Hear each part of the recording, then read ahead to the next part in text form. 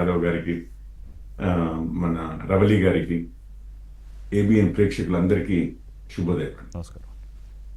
So ఈరోజు మీరు అంటే ఇంతకుముందు రవలి గారు చాలా అనర్గళంగా మాట్లాడారు. కాంగ్రెస్ అసలు బీసీల పక్షపాతి అన్న టైప్లో, అండ్ బీజేపీ అడ్డుపడుతోంది అని చెప్పి ఒక విధంగా మోడీ గారు బీసీ అయితేనే సరిపోదు, బీసీలకు ఏం చేశారు అనేది ముఖ్యమైన. అండ్ ఏమి మోడీ గారు ఉన్నారు కానీ ఏమన్నా ముఖ్యమంత్రులు ఉన్నారా అన్నారు. సరే, ముఖ్యమంత్రులు ఉన్నారా అంటే బీసీలు ముఖ్యమంత్రులు అయినప్పుడు మన రేవంత్ రెడ్డి గారు కాంగ్రెస్ వారు పెద్దగా పట్టించుకుంటారని నేను అనుకోవట్లేదు. అందుకని వాళ్ళకి కనపడట్లేదు. మీకు గుజరాత్లో ఈరోజు, మధ్యప్రదేశ్లో, హర్యానాలో, మధ్యప్రదేశ్లో 3 రాష్ట్రాల్లో కూడా బీసీ ముఖ్యమంత్రులే ఉన్నారండి బీజేపీ నుంచి. భూపేంద్ర భాయ్ పటేల్ గుజరాత్లో, రైట్. నయాబ్ సింగ్ సైని హర్యానాలో, మోహన్ యాదవ్ గారు మధ్యప్రదేశ్లో. కానీ పెద్దగా కనపడరు. మనకు ఎందుకు కనపడరు అని అంటే, బీసీలు కాంగ్రెస్కి మనకు స్వాతంత్రం వచ్చినప్పటి నుంచి కూడా, అంటే మనం హైదరాబాద్ రాష్ట్రంగా ఉన్నా, లేకపోతే తర్వాత ఆంధ్రప్రదేశ్ అయినా, దాని తర్వాత తెలంగాణ అయినా, 3 రాష్ట్రాల పరంపర. కాంగ్రెస్ దాదాపు 4 దశాబ్దాలకు పైగా మనల్ని పరిపాలించిన వారు హైకమాండ్ ఏది, నెహ్రూ ఫ్యామిలీ, నెహ్రూ కుటుంబం పైనుంచి సీల్డ్ కవర్లలో ముఖ్యమంత్రుల పేర్లు పంపించిన ఒక్కసారి కూడా ఒక బీసీ ముఖ్యమంత్రి, ఎందుకు బీసీలు వాళ్ళు కనపడరు. బీసీ ముఖ్యమంత్రి పేరు ఒక్కసారి కూడా ఒక సీల్డ్ కవర్లో రాలేదండి తెలంగాణకి.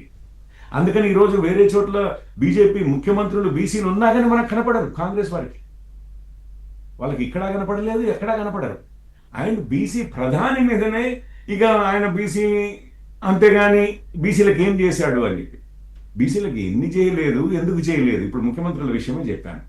ఇంకొకటి మీకు అసలు first of all mandal commission 27% రిజర్వేషన్లు బీసీలకి ఎప్పుడు ఎవరి హయాంలో జరిగింది? ఇందిరాగాంధీ, రాజీవ్ గాంధీ అదే రిపోర్ట్ని ఒక దశాబ్దం పాటు అటకెక్కించిన తర్వాత మేము బలపరిచిన విపి సింగ్ గారి ప్రభుత్వంలో కదా. ఆ రోజు రాజీవ్ గాంధీ అపోజ్ చేశారు. ఎందుకంటే మైనారిటీలకు ఇందులో లేదు భాగస్వామ్యము అని చెప్పి. నేను కావాలంటే లైన్లు చదువుతాను, 27 పేజీల ఇది ఉంది నా దగ్గర. నేను కావాలంటే రాజీవ్ గాంధీ గారి లైన్లు చదవగలను.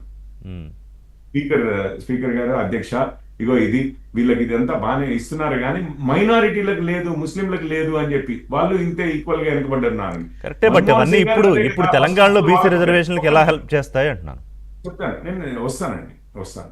ఈ రోజు కాదు, జవహర్లాల్ నెహ్రూ గారు ముఖ్యమంత్రులకు లెటర్లు రాశారు, మనం రిజర్వేషన్లు ఉద్యోగాల్లో ఇస్తే అసలు సెకండ్ క్లాస్ కంట్రీ అవుతుంది అన్నాడు. ఇది ఈ పరంపర, కాంగ్రెస్ మొదటి కుటుంబపు పరంపర ఇప్పటి నుంచి కాదండి. అంబేద్కర్ గారు విసిగి వేసారిపోయి రిజైన్ చేయాల్సి వచ్చింది మంత్రి పదవి నుంచి.